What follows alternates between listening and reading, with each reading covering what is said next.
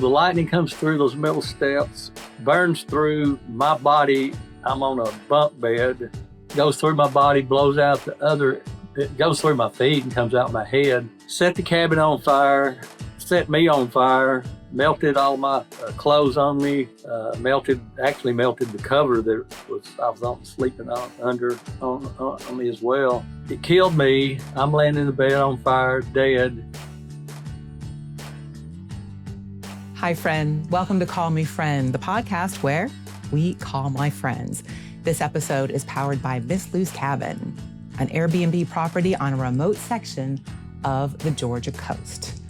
This week, I am thinking about screwing up, about bloopers, about making a mess, which I did plenty of times in my TV news career, starting from the very beginning.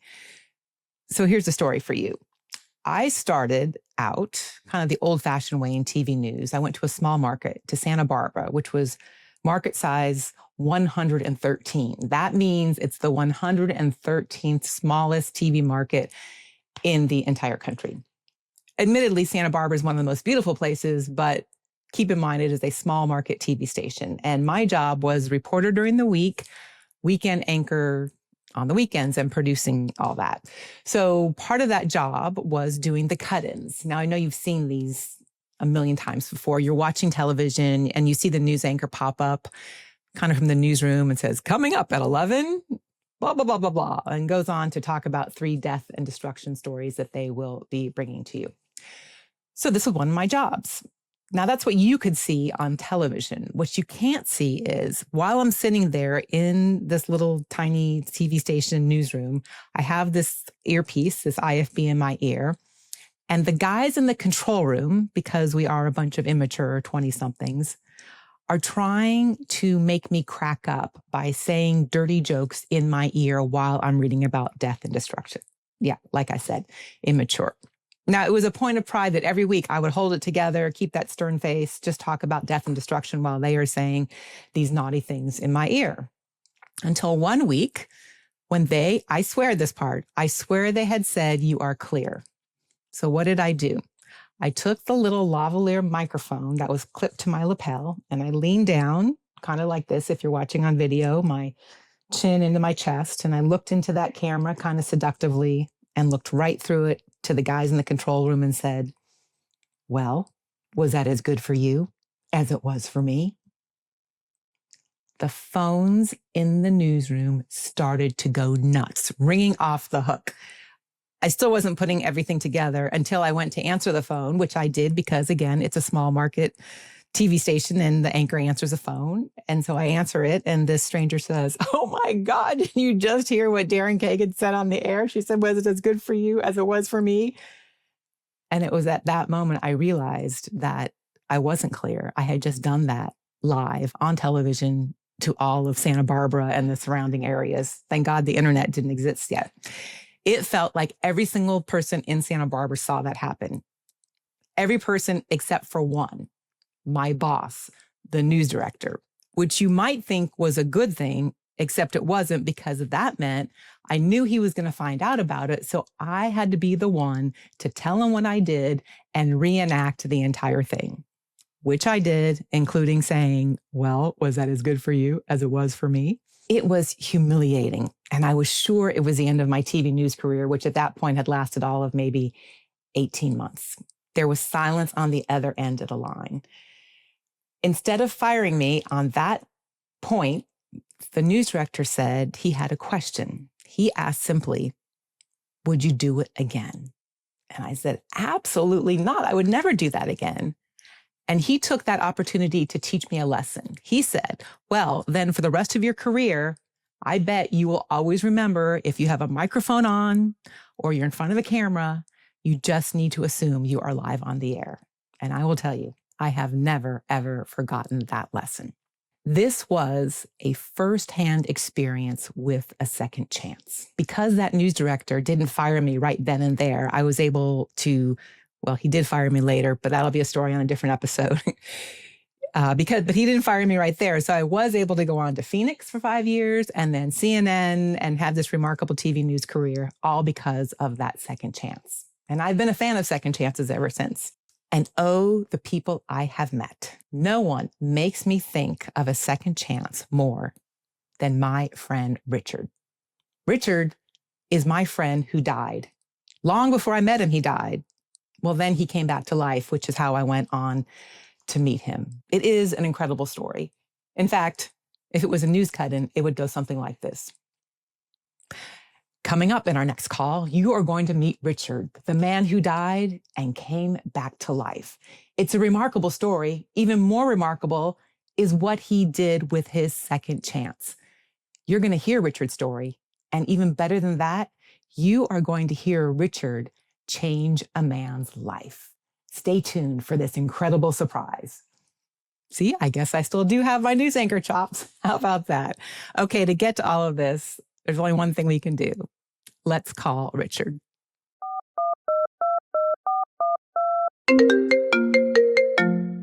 Hi, Richard. Hi, Daryn. How are you doing? I'm doing pretty good. How are you? Awesome. Are you all dialed in with the hearing aids, with the iPad, and you can hear everything okay? Yep, I can hear you pretty good. I appreciate that the hearing loss is left over from that day back in 1995, when of all things, I was telling some friends, you died because you were struck by lightning. That would be correct. So take me back to that day. I know I've heard the story, but I can never hear it too many times. What happened? You're on this camping trip, this hunting trip with some buddies up in the Tennessee mountains. Yeah, we were in the Tennessee mountains near a small town called Monteagle, Tennessee, and out in the middle of nowhere in a plywood cabin, very primitive cabin, and it was November 11th, 1995. There were four of us. One of them was 13, and the other one was 11, I think, 13, 14 or 11, whatever. And their father as well. And we were all asleep on the morning of November 11th. And around about 5:30 that morning, and there was a severe storm just came rumbling over the mountain, and where we were in this cabin was in one of the highest points on that mountain. And I don't know, a lot of people don't know it, but lightning comes out of the ground and out of the sky, and they meet in between. And it just so happened where I was at that between point. And so the lightning came up out of the ground, and there happened to be a metal set of steps near where I was sleeping. And so the lightning comes through those metal steps. I'm on a bunk bed, goes through my body, goes through my feet, and comes out my head. Set the cabin on fire, set me on fire, melted all my clothes on me, actually melted the cover that I was on sleeping under on me as well. In the bunk above me was a young man, Jason. He was asleep as well, and he had a hunting vest rolled up with 30-06 shells in it, which for some reason or another they did not explode. They melted together under his head. It killed me. I'm laying in the bed on fire, dead. Now, hold on. When you say dead, because I know you've told the story so many times, like, yeah, I was there and I was dead. Like, you were dead, and you have told me that you had the hole hovering above your body. Like, you know the story because you were watching it happen. You had left your body. That's right. And the part I saw when I was levitating, I guess for lack of a better word, Jason pulled me out of the lower bunk. So he put me out, drug me out in the floor, and did CPR on me. While he's doing CPR on me, I'm up above the whole scene, watching him do CPR on me. That is crazy. That is crazy. And this 14-year-old kid, 14 at the time, saved your life only because his mom had put how to do CPR on the refrigerator the week before? Yeah, with magnetic deal. I guess I was fortunate enough that he at least paid attention to it, and he did CPR on me, and he did save my life. When I came to, his father was smacking me in the face. I really didn't want to come back because I was going through this brightly lit tunnel and it was so peaceful. And I guess I was headed to the other side, and that other side didn't look so bad. But they revived me. I came to, and I didn't know what had happened. And of course, they told me I had been struck by lightning, and uh, I felt myself started going into shock. And I looked down at my chest, and that didn't look good.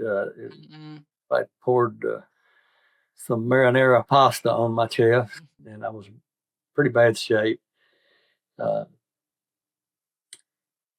They got me out of there in a log wagon, and I got flown by Life Force to Erlanger Hospital in Chattanooga and spent 11 days there in critical condition. In fact, one of the local radio or news channels announced that I had passed away. Mm. But, well, I guess they weren't wrong. You had. I had. But I'm back. But you came back. I should just say that the reason I know the story so well is you and I met, I think, in 2020. We met through a company called Story Terrors, where we got connected.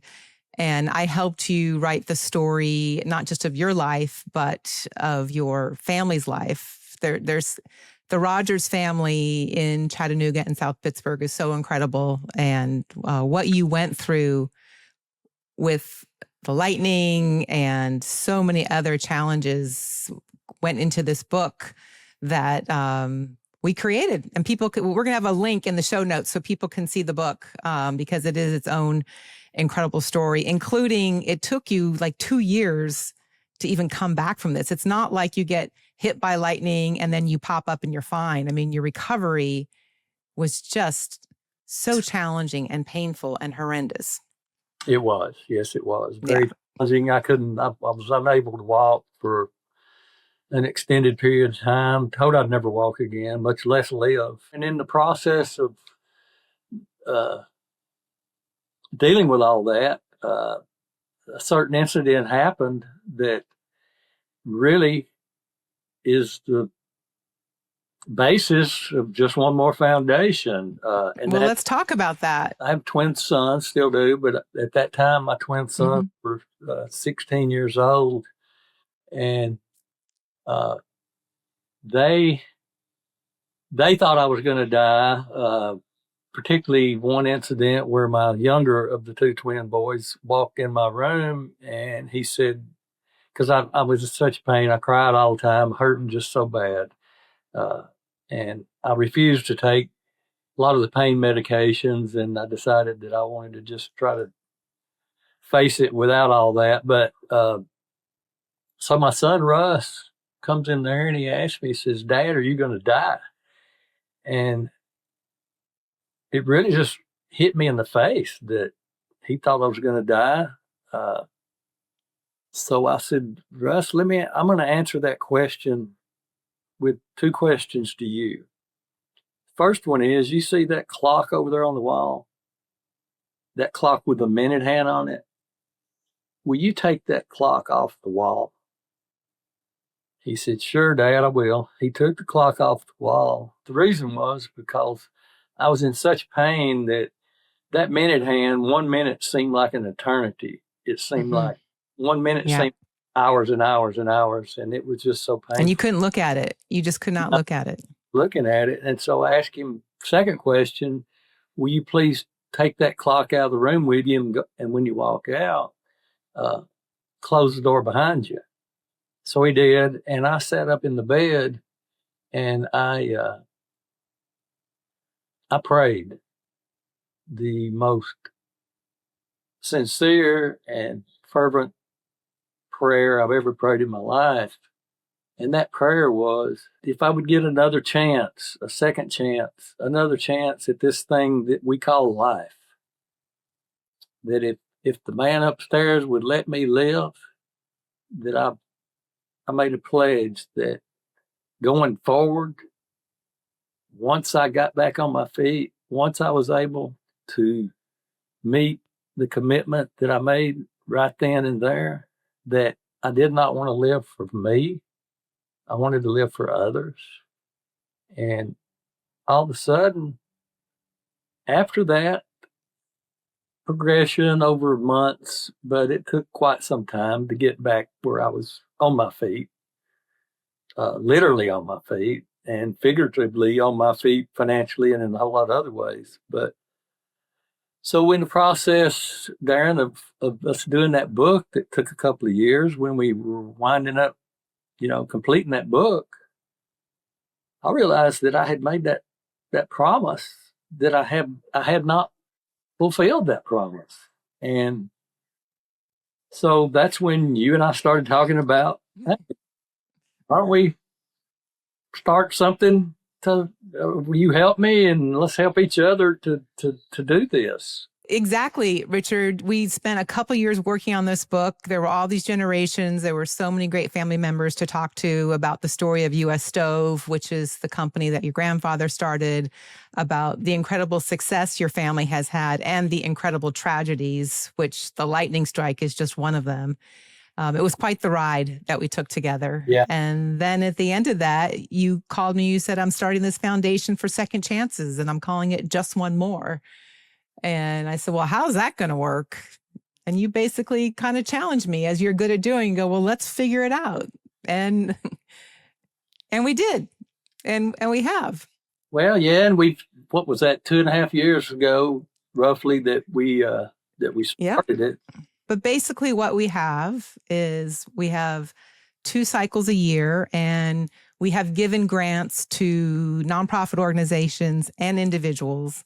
And it has turned out, as we've learned, as we've gone, the greatest purpose we seem to have is when we give grants to individuals, which tend to be, rather than things, we like to give grants that help people with their education or something that's going to further their business if they take a certain kind of course.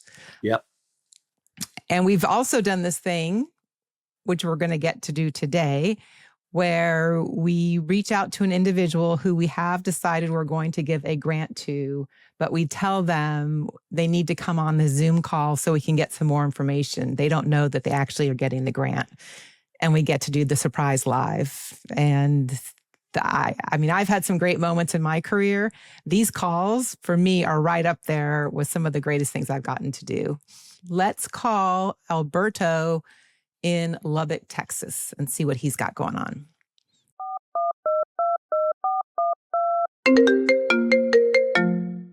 Hi, Alberto. Thank you for joining us. Hello. Thanks for having me. Let me do some introductions. I'm Daryn Kagan. I'm the executive director of Just One More Foundation, and this is Richard Rogers. He's actually the founder of the foundation. Nice to meet you guys. Well, Alberto, thank you for your patience. We have had a stack load of work. This cycle at Just One More Foundation, we received about 500 applications. Oh my gosh. From all across the country, all sorts of people, nonprofits. You can imagine there was so much to weed through. And yes, ma'am. Yeah. And so that's kind of why we had this challenge in deciding who to give grants to. And some people we had some questions about. And yes, yours stood out as one. Well, let's just call him and ask him a couple of questions just so we can learn a little bit more that might help us make our decision. Definitely. Yes, ma'am. Very good. So one thing that stood out from your application, Alberto, was it looks like you had a very challenging childhood. Yes, ma'am. I did. Yes, ma'am. Sure did. And as I stated in my application, I got baptized in January. So I'm just going to give the glory to God as far as being able to overcome those adversities. And I just never been one of those people that use what I've been through as an excuse to continue to that cycle. At an early age, I just really learned and used what I've been through as fuel to kind of propel me forward and to not become a statistic. It's just been one of my motivating factors to strive to be a better person and to create opportunities for people like me, that come from similar situations. So I appreciate that. And that's really inspiring. If you could share some of the details, though, of it sounds like your dad was not around a lot. He had some big challenges. Right. So he came over from Florida in the 80s. And he ended up getting with some buddies that were like, hey, look, we're in the same situation. And they presented him an opportunity that wasn't an opportunity, but to him it was. And he began that lifestyle of being in the streets and doing whatever he needed to survive. He's full blown into the street life, selling drugs and doing things like that. He goes to jail when I was 1. He went to jail, got out when I was 13, went to jail again, and he's currently in prison now as we speak.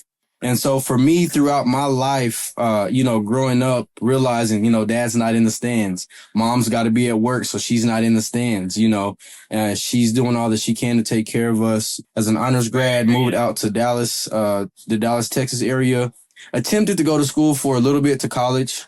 But I had a love for being a barber. And so I just found the clippers early on, and it became something that was really helped me kind of navigate the early parts of my life. It provided income for me in high school and in college. Is something that I did to have meals and stuff. I dropped out of school out of college after my first semester, and I went to barber school. And I passed with flying colors. I passed my written test with a 96 on the first try. And then I passed my practical, which is the haircutting part, on the first try. And from then on, barbering has been a significant, stepping stone for me and my family. I've been able to provide a lifestyle for myself and my daughter now. She'll be 2 next month. And now I'm in the process where I want to give back, because I've been a full-time barber this whole time, and it has just been phenomenal for me. I've made enough money to do all the things that my heart has desired so far. And, now I'm in the position where I've had this barber school that I'm in now. It's the first African-American owned barber school here in Lubbock, Texas. And I'm doing the cheapest tuition in the county. I mean, anywhere around, just to provide. Obviously, I'm in a low income area, so my overhead is not as high. Let me just jump in a second. It's a phenomenal story. We have 1,000 follow-up questions for you on that. Yes, ma'am. That was great. We got you going, yes, and the clippers didn't stop. Right, Richard, right. Yeah, Richard, I think you have a question for Alberto. Alberto, I'm looking at the background. Are you at your shop now? Yeah, I can kind of give you a breeze around. This is a little smaller section in the barber school. And then as I come out, I have a student here. He's in the middle of a service. I have a lady here. She's one of my students. A couple students are right now, they are cutting. We have a few people waiting. The students are grateful. We have a pretty full group here. And we've been doing, what we need to do to get by. So this is just pretty much a look of the school. So how many people on an average day come through there on an average day? Yesterday we had about 8 walk-ins. We're open from 11 to 4 for haircuts, but prior to 11, we have the theory part where we read the book and work on our manicures and mannequins and stuff like that. So before I would say before the construction, we're averaging about 15 to 20 people a day. Now it just kind of fluctuates depending on the holidays and different things like that. But the traffic has definitely been putting a damper in our walk-in ratio. Well, you were talking about your mom a little bit ago, in that she's a giver. Yes. Like you are too, because you said something a minute ago that rings very, very true with what Just One More Foundation mission is about. Yes, sir. And it's about giving. It's helping. And you said you feel like that you've been blessed to this point and you want to give back. Yes, That's sir. Right? Yes, sir. Most definitely. And I mean, people can't believe it when they call in. They're like, your tuition is $5,500. How are you getting away with that? But again, I'm in a low income area. And so my rent here for the building is not nearly as high as it is around the other parts of the town. So that's how I was able to work such a deal. And also I thought about the volume thing, and maybe with more students at a cheaper rate, I could maintain. And that's exactly what's happened. I am the cheapest, like I said, barber school. I mean, $5,500 is unheard of, anywhere around. But I've been able to do that because of the area I'm in, and these students are taking advantage of it. And so you've decided to do this. I mean, let's be honest, you could just be a superstar barber and have a great salon or great barbershop and just think about yourself. But it sounds like the motivation for this is you want to help others raise themselves up like you were able to raise yourself up. Is that right? Right. Well, you made a great point. I actually made more money being a full-time barber than I do taking tuition. And so, I was averaging maybe about $7,000 to $8,000 a month as a full-time barber. And in opening this up, the students pay $300 a month. And so if you do the math, I have 8 students right now. And that's $2,400 a month. And I do cut part-time to kind of meet that, kind of bridge the middle gap in there, to sustain the lifestyle I was living. But I was aware that I would be taking the loss, but ultimately I was, trusting in God that I would be able to get accredited after being open 3 years, and I can increase my income by going up on tuition and allowing the FAFSA to cover what the students couldn't cover. So I am actually taking a loss. I am, and let me just explain. I'm sorry, Alberto. I'm just going to explain to Richard because I'm closer to having kids in college than he was. When Alberto talks about FAFSA, that's the whole system of applying for financial aid. And whether you go to Harvard or a trade school, everybody fills out the same form. But you have to go to an accredited school in order to be able to apply for those funds. And it sounds like, Alberto, you're trying to raise take your school to the next level by getting accredited so that more students can come. They can apply for financial assistance and financial assistance. Exactly. But that's kind of what you reached out to Just One More for, to get help in that. And you had this bullet list of things, and it really, it's so inspiring. And we love your story, and it's so great to meet you. As I told you, we received so many applications. I will tell you, we will not be able to fulfill exactly what you asked for because we are stretched so thin, but we wanted to be able to talk to you and encourage you, and so that you understand where we are. Richard has our numbers. So Richard, I'm going to let you go through those numbers and explain where we are. Okay. Mm-hmm. Well, the numbers that in your application, you've got a 3-day seminar for accreditation, correct? Yes. And that's $1,500. Yes. We're going to cover that. Yes. The actual application, $1,000. Correct. Correct? Yes. We are going to cover that as well. Wow. Your online course, management guide and instructional video, $422.95. Yes. We'll cover that as well. Wow. Thank you. The flagship Chromebook, 20 of those. Yes. At a $3,900. Oh my gosh. Yes. We're going to pick that up for you too. And oh my gosh.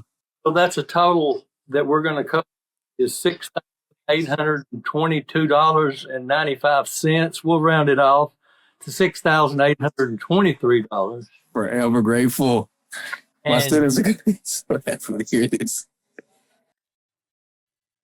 What are you going to do with all that? I'm going to do exactly what I told you I'm going to do with it. I'm going to use that money to propel me again, as I've said, in my story, to propel me into a better situation. That way I can provide a better, educational experience for my students. Again, I can show you too. We're back in the old days with the books, and all the other schools are online. And so they've been asking about that a lot. I sit here and I read to my students. So now they'll be able to go online and log into that course and be able to communicate with me on that. And so I'm extremely excited about that. I'm kind of tired of reading. Every time I get a new class, I have to read. I've read this book about 8 times now. And so now they'll be able to get online. They'll be able to read. I can also fulfill my application requirements for FAFSA and get the ball rolling on that, which is what I needed to do to start that process. It takes about a year, the application process of them vetting your school, going through your files, doing a financial report and all of that stuff. But we will now be able to get the ball rolling on that as soon as possible. That way I can, potentially get accredited. So I'm extremely grateful for all that you've, decided you could do for me. the key to us, Alberto, is that you want to help others better their lives. Yes, sir. So in order for you to be able to do that, we got to help you Yes, so you sir. can help those others. And that's why your application stood out. Thank you so much. I am grateful. You got. That's why And you're stood. I did read your story too, and I've seen, I looked into Just One More Foundation, and I love what you guys are doing. And I saw what happened with you, and, I'm just grateful to be a part of what you guys are doing, and I will share the word and share the blessing with others around me for sure. Beautiful. Well, I believe you're here for a reason, and I want you to know that I, for one, certainly believe in what you're doing and what your Yes, sir. mission is. Yes, sir. Awesome. Thank you. Thank you. I really appreciate it. Again, I'm forever grateful for you guys. It's going to go a long way. And I'm going to give you guys some feedback and whatever I can to show you guys what we're doing with what you've given us. And hopefully, I can give a call back or an email and say, hey, look, we're accredited. Thanks to Just One More Foundation for helping us get here. So thank you so much. I really, really appreciate this. That's awesome. That's awesome. And this is the part where I give apologies because we got you here under false pretenses. We said it was a follow-up, but we already knew we were giving you the... It worked. Because I was like, all right, I'm one step closer. I don't know what's going to happen, but so it worked. Thank you so much. And actually, the reason we're recording this is we're doing as part of a podcast. So with your permission, Yes. we'll share this call, and then we'll be able to share the word about you and your academy and just the spirit of helping others. Because as Richard said, that's really, when we started this, we knew it was about giving second chances. And what we've come to learn is we're looking for people like you who are looking for a chance so that you can help other people. It's like a second chance revolution going across the country. And that's what makes our heart beat and what we get excited about. Well, you have my permission. Please share for others can be inspired and move on with their lives. And hopefully, this can impact someone else like it's impacted me. So you have my permission to share. That is awesome. And so Dakota, who you've been in touch with, she'll be the one who will process your grant and get all that stuff paid for and get the Chromebooks ordered and all those things. She's our magic fairy. She's the one who takes care of all the good stuff. Sounds good. I look forward to hearing from her. And thank you guys so much again. Congratulations. Thank you. Thank you, Richard. All right. Guys, I won the grant. Yeah. Y'all say thank you. Thank you. Y'all say thank you. All right. Thank you guys so much. Thank you. Richard, what did you think? Well, in talking and listening to him, sounds like an overachieving type individual that does not take no for an answer. I believe we picked the right horse to put the saddle on here. I do. I think we made a good choice. And I heard him say he's got a 2-year-old daughter. Mm-hmm. And, I think he'll be or wants to be or will be a responsible father, like his circumstances where he did not have that. And he just sounds like the kind of guy that I think we made a very good choice. And he was talking about his mom, her being a giver. And I think obviously she's been a big influence on him wanting to give back as well. So I thought that he was not short on talking. And no, it took him a second. And then once he got going, it was like, oh, hold on, Alberto, hold on. I'll show you right here in the street. Yeah. Next door, which is great. Yeah. And then I think that was our first on-site interview where he kind of gave us a tour. That was That was amazing. I couldn't help smiling because to me it felt like, our system worked again. We didn't just find somebody who needed a help or some help. We found this type of person who's looking for help in order to help other people. Yes, and that's right. That's the key. That's what Just One More is about. Give somebody, even though it sounds like he's doing well, but he just needs a boost to get across the finish line on what his goal is. And he's a very driven person. Also what a common thread that I see with him and other people we've given grants to, zero talk about being a victim. Like we had to push him to talk about his dad who's been in and out of prison and his circumstances. He's like, he doesn't live in that. And then he had this dream of starting this barber academy. Did you hear him mention he's done it with zero loans? Yep. You know, he could think and go, I don't have money for this, but he figured out how to do it. He went to a low income space that's not going to cost him a lot. So what if he doesn't have shelves or hang stuff from the walls? He just figured out how to get started and get going. And that's the kind of person we love betting on as well. He did not dwell on how it was anybody else's fault, but he did talk about how all the things that has happened to him where he's been knocked down. Mm-hmm. Being knocked down is one thing. It's how you get up is the other thing. And he's one of those guys, he might get knocked down, but he's going to get back up. And well, you understand that, don't you? Yeah. In your own story. Oh, yeah. Yeah. Yeah. Yeah. It's about getting back up, isn't it? He is. He's a fighter, and he's going to win. He's going to win. And we're going to help him. And we're winners by attaching ourselves to him. Yep. As well. Yep. All right. Well, these calls never get old, do they? No. I love doing these surprises. I don't know how long we'll be able to do them as word gets out about Just One More, but yeah, that's I'll take it as long as we can. It's the rewarding part about being a giver is knowing you're giving to the right person. Yeah, the right person. It's taken us a second to figure it out, but we have. Yeah. Well, thank you, Richard. Thank you for letting me be a part of this, and it means the world to me. Well, we'll keep enjoying the challenge of helping others. It's a great thing to do. Great. We will. Thank you for the call. All right. Thank you. And there you have a peek into my other life. When I'm not doing this podcast, I'm working as executive director of Just One More Foundation. And I love doing those calls. The surprise, getting to have a front row seat to changing somebody's life. Somebody, not just giving somebody a second chance, because that's what we started this whole thing talking about. I've come to realize it's not just about a second chance. It's about giving a chance to somebody who wants to give somebody else a chance. And that's what Just One More Foundation is about creating this kind of ripple effect, this second chance revolution across America. And I have to tell you, it is a thrill to get to be a part of that. I'll have links to all those things in the show note, to Just One More Foundation, to the book that I wrote with Richard. You want a story? Oh my goodness. The lightning strike, that is just the beginning of his story and the things that he's overcome. And one of the things I really love about Richard and why I call him my friend, he's had some great success in his life and his family. And he has had tragedy that you can only begin to think about, tragedy that continues even to this present day. And you would think somebody who has had the great success of Richard and his family who own the U.S. Stove Company, that they would be this buttoned up, fancy, stuffy Southern family. And they're the exact opposite. They say, hello, I got struck by lightning. I mean, not to get a lot of attention, just to say, very honest, yes, we've had great success and we've had great tragedy, and they relate to the full spectrum.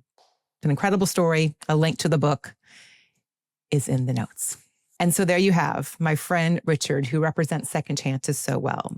Of course, this podcast is not just about my friends. It's about your friends as well. I would love to hear about your second chance, or a second chance that a friend has given you, or maybe a second chance you've given to somebody, whatever, a great second chance story. I would love to hear it. You can get in touch with me on all the social media platforms. And I love when I check the friend line and I see that you've called. 912-766-0446 is the way to get in touch and leave me a message about a friend or somebody who has changed your life, or a second chance story, one that sounds kind of like this. You've been listening to Call Me Friend. This episode has been powered by Miss Lou's Cabin, an Airbnb property on a remote section of the Georgia coast. The podcast executive producers of this show are Daryn Kagan and me, Daryn Kagan. The show is produced by Produce Your Podcast and Journeyist Inc. Production help by Abe Fallick, Tammy Gagno, and Rob Paw. Before you go, Call Me Friend is more than a podcast, it's a community. So head over to callmefriendpodcast.com to join the conversation. Or you can call or send a text to 912-766-0446. And you can leave Daryn a message there, or maybe even share a story of your own. Because when life gets real, you don't have to go it alone. Call a friend. Call this friend.